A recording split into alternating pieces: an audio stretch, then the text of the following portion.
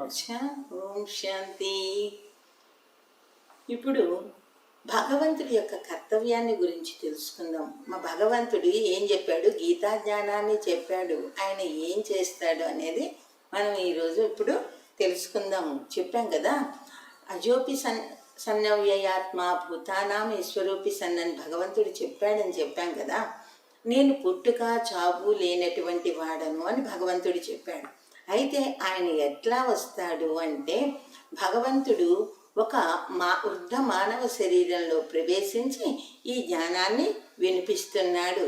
దీని గురించి శ్లోకము, అవ్యక్తం వ్యక్తమాపన్నో మన్యంతే మామ బుద్ధయ పరంభావమజానంతో మమావేయమనుత్తమం అని ఒక శ్లోకంలో చెప్తారు. అవ్యక్తుడనైనటువంటి నేను అంటే శరీరం లేనటువంటి నేను ఒక శరీరంలో ప్రవేశించి ఈ జ్ఞానాన్ని వినిపించినప్పుడు మూఢమతులైనటువంటి మనుష్యులు నన్ను తెలుసుకోలేరు అని భగవంతుడు ఈ యొక్క శ్లోకంలో చెప్పాడు. అలాగే చాలామందికి ఇప్పుడు పరమాత్మ అవతరించాడు అంటే నమ్మకం కలగదు. ఇప్పుడు కృష్ణుని యొక్క 84వ జన్మలో ప్రజాపిత బ్రహ్మ యొక్క శరీరంలో ప్రవేశించి పరమాత్మ ఈ యొక్క జ్ఞానాన్ని వినిపిస్తున్నారు. ఎలాగంటే పరమాత్మ ఇప్పుడు మనమంతా చూస్తున్నాము ఈ ప్రపంచం ఏ పరిస్థితుల్లో ఉంది, ఎలా ఉంది అని. అదే భగవద్గీతలో చెప్తారు, యదా యదా హి ధర్మశ్చ గ్లానిర్భవతి భారత అభ్యుత్థానమధర్మశ్చ తదాత్మానం సృజామ్యహం అని. అంటే ఎప్పుడైతే అధర్మం పెచ్చుమీరిపోతుందో అప్పుడు నేను ఈ భూమి మీద అవతరిస్తాను అని చెప్పాడు.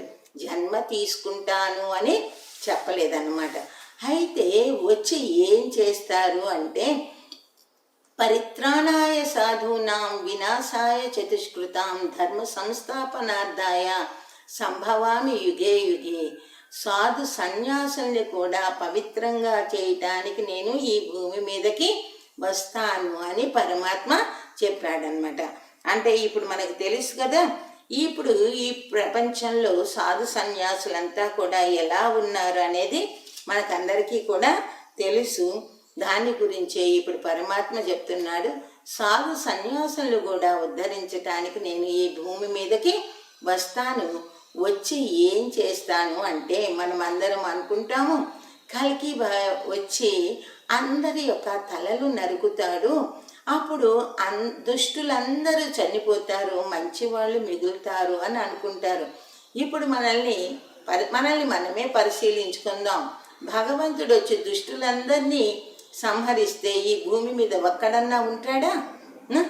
ఒకవేళ వచ్చి భగవంతుడు వచ్చి అందరినీ దుష్టులందరినీ సంహరిస్తే ఆయనకి ఎంత శిక్ష పడునో పాపం కదా. కానీ భగవంతుడు అలా చెయ్యడు. అందరినీ చంపి అటువంటి పాపాన్ని ఆయన తీసుకోడు. మనల్నే అహింసకులుగా ఉండమంటే ఆయన హింస చేస్తాడు అంటే మనం నమ్మసఖ్యమవుతుందా? పరమాత్మ అవతరించి జ్ఞాన యజ్ఞాన్ని రచించి ఆ జ్ఞాన రాజయోగాలను నేర్పించి మనలో ఉన్నటువంటి దుర్గుణాలని ఆ యోగం ద్వారా దహింప చేసుకుని మనల్ని ఉన్నతులుగా తయారు చేయడానికి ఇప్పుడు పరమాత్మ వచ్చాడనమాట. జ్ఞానం వినిపిస్తారు, యోగం నేర్పిస్తారు. ఆ యోగం ద్వారా పరమాత్మ నుంచి మనం శక్తిని తీసుకుంటాము. ఆ పరమాత్మ దగ్గర నుంచి శక్తిని తీసుకున్నప్పుడు మాత్రమే మనము చెడు గుణాల మీద విజయాన్ని పొందగలం. ఇన్నాళ్ళ నుంచి అవి చెడు అని తెలిసినా కూడా మనం చెడుని సంహరించడానికి ధైర్యం లేదు. ఆ ధైర్యము ఇప్పుడు యోగం ద్వారానే వస్తుందన్నమాట. అచ్చా, ఓం శాంతి.